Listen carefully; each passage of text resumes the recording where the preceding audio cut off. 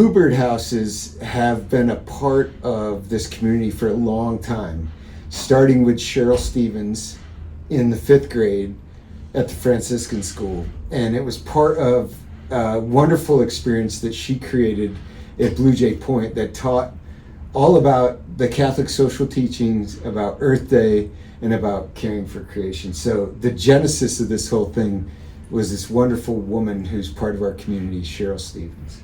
And Cheryl came and talked to the kids on Sunday, so it really was a highlight of what we did. But basically what we did is we contacted the Eastern Bluebird Rescue Group, and we got 130 birdhouse kits, like just raw wood. And our goal was to learn about caring for creation, learn about why bluebird houses are really important to our environment, and then building them.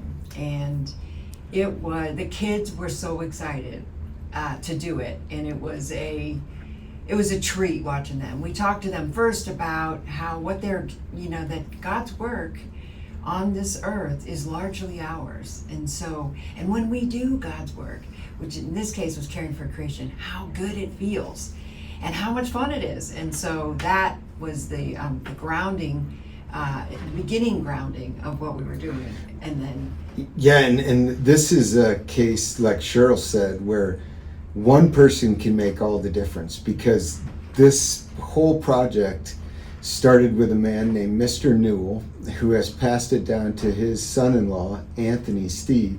And they're in this little town, Warrenton, North Carolina, in a shop, and they produce all of these bluebird houses. And Mr. Newell noticed that bluebirds were losing their habitats due to an invasive species, starlings, and so he took action. Yeah, he noticed that they were nesting in wood fence posts, because they're cavity nesters, so they don't just build a nest like a robin, but they have to go inside something to nest.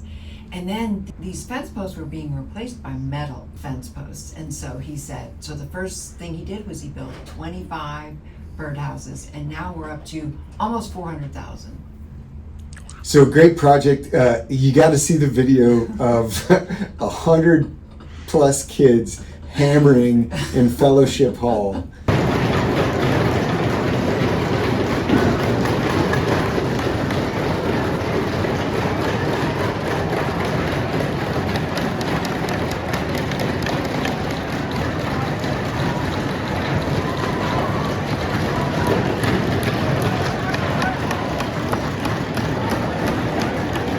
One Band-Aid was needed. It was unbelievable. And they may not be, and it goes back to a wonderful woman teacher who was a nun shared with me that if you tell me something, I'll forget it.